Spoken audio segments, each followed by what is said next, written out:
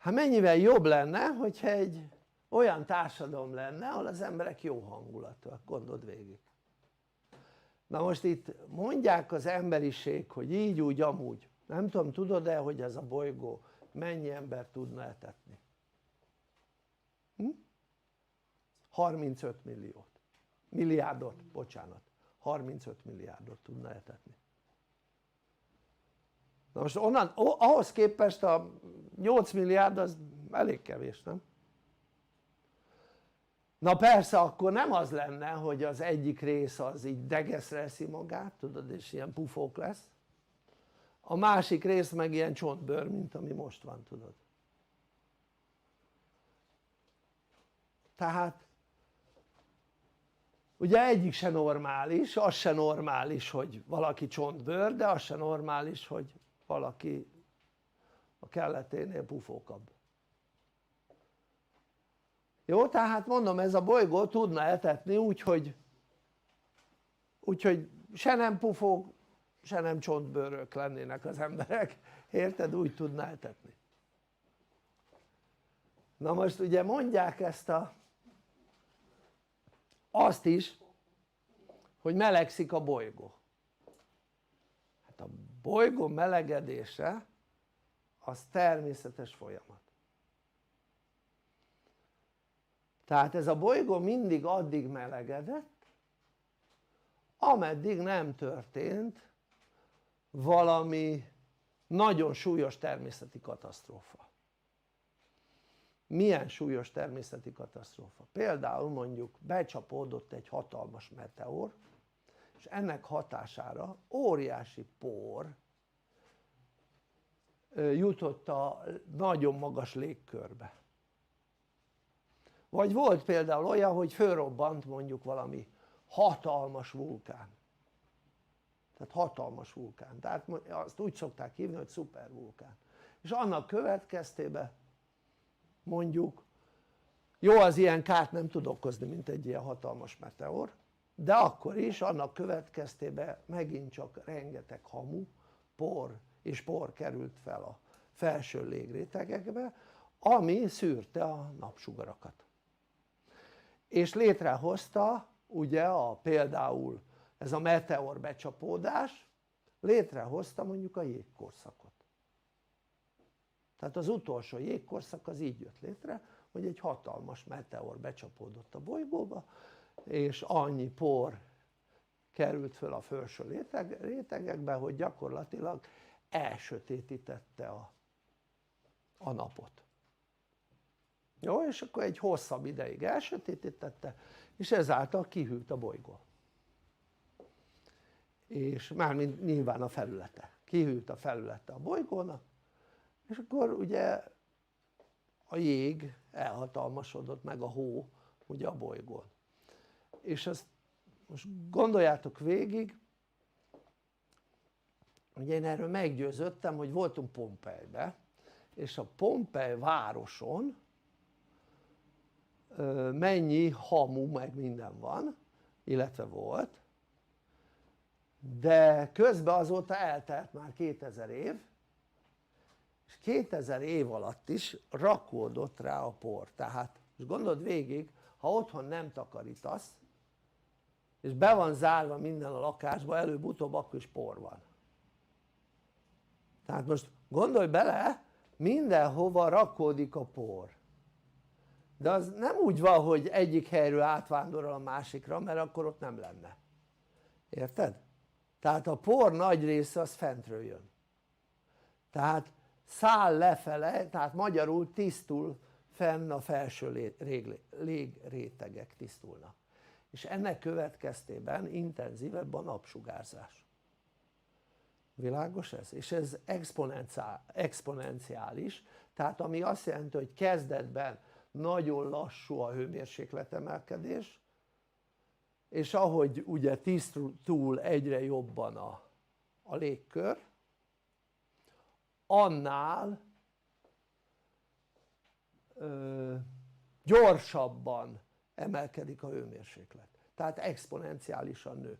Tehát a 20. századra jutottunk abba az időszakba, ahol ez a az exponenciális napsugárzás növekedés ugye gyorsul soha nem látott mértékben. Tehát amikor például azt mondják, hogy hát például most meg lehetne ezt csinálni, például amikor azt mondják, hogy ugye kellene a hőmérsékletet csökkenteni, akkor csak tudod mit kellene csinálni? Olyan lakatlan helyeken, ahol nem nagyon laknak emberek, kiköltöztetni őket, olyan helyről, ahol vannak vulkánok, és fölrobbantani egy pár vulkánt. És onnantól kezdve olyan mértékű por kerülne föl a felső légrétegekbe, hogy több fokkal csökkenne a bolygó hőmérséklete. Ismét. Tehát ugye a nem múlt században, valami 1700-as években volt egy nagy vulkánnak a robbanása, nem szupervulkán, a Krakatau vulkán szétrobbant, és valami mit tudom én hány fokkal, nem tudom hány évtizedre csökkentette, ilyen, nem, jó ne sok fokra gondoljatok, ilyen pár fokkal csökkentette a bolygó éghajlatát. Az egy kis vulkán, pedig az nem szupervulkán. Igen ám, de akkor nem lehetne repülőjáratot, hát most meg úgyse járnak a repülők, tehát most meg lehetne csinálni, mivel úgyse járnak a repülők, mert az emberek nem járnak, ezért a repülők se járnak, de egyébként a légcsavaros repülők tudnának menni, csak úgy mondanám, mert ugye a légcsavaros repülő az tud a porba menni, csak ezek a szuperszónikusak nem tudnak menni a porban. Jó, tehát ugye ezt is meg lehetne oldani, mint mindent, és akkor csökken a hőmérséklet, de hát most képzeld, de nem akarják ők megoldani ezt a hőmérséklet csökkenést, mert akkor rá lehet fogni, hogy az ember a légszennyező. Nem tudom, tudod, de néztél el ebben kapcsolatban bármilyen jellegű statisztikát, hogy az ember légszennyezése az valami 1% körül van. Tudod, mi a legnagyobb légszennyező? Az óceán. Tehát az hozza létre a legtöbb széndioxidot, az óceán, és abban tudod mi? Az algák. Képzeljétek el, az algák gyártják a legtöbb széndioxidot. Képzeld el, nem az ember elenyésző széndioxidot termel az algákhoz képest. Nem hiszed? Nézz utána, járj utána. Oké, tehát ez is kamu, ez az ember által létrehozott üvegházhatás, ez kamu. Hát eleve ott kezdődik ugye, hogy mivel száll le a por, és ugye ezáltal exponenciális a hőmérséklet növekedés, hát ugye egyre kevesebb jégbezárt terület van, és a jégbezárt területek, sok olyan jégbezárt területek van, ahol metángáz szabadul fel, mert felolvad fölött a jég, és a földből felszabadul a metángáz, és ugye a metánnak van egy ilyen üvegházhatása még pluszban. Jó, tehát, de arról is az ember tehet? Nem tehet. Annyit tehet, hogy miért nem használják föl a metángázt a jég alatt, érted? Mielőtt felolvadna, és el lehetne, tehát föl lehetne használni hasznos dolgokra. Na mindegy, nem is ez a lényeg. Szóval olyan agyament dolgok vannak itt a világban, érted, hogy és az emberek bevesznek minden maszlagot, és nem néznek utána semminek, a legtöbb, nyilván tisztelt a kivételeknek.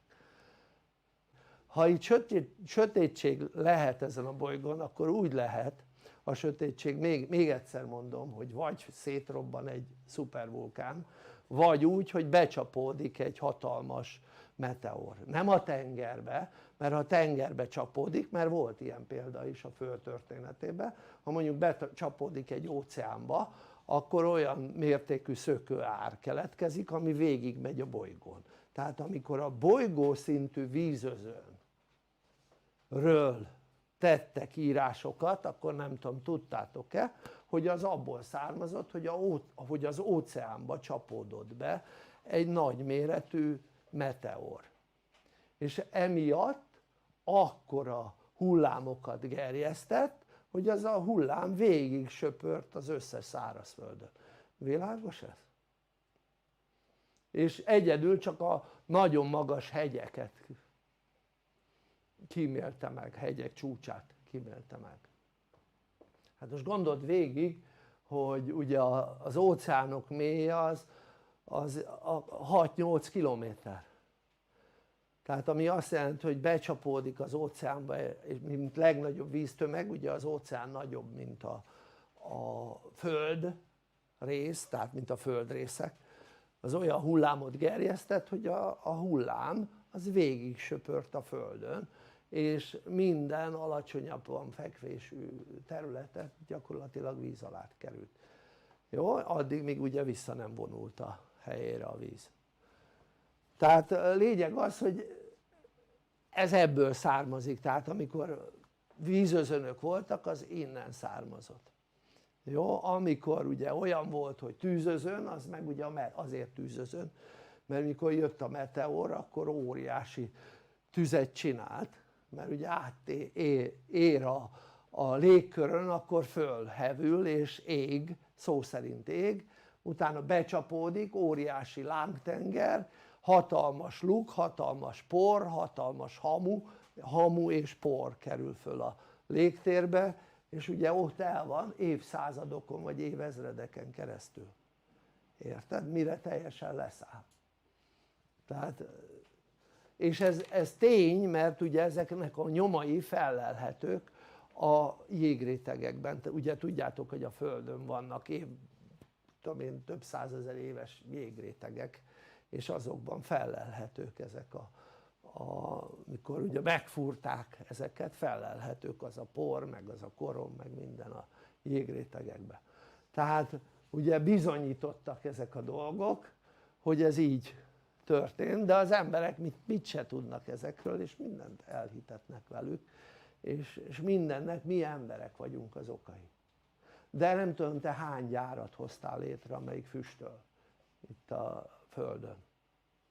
Én például egyet se, egy gyárat se, sőt ugye mondhatom azt, hogy ugyan van a házamon 3 kémény, de utoljára a 80-as években füstölt az egyik.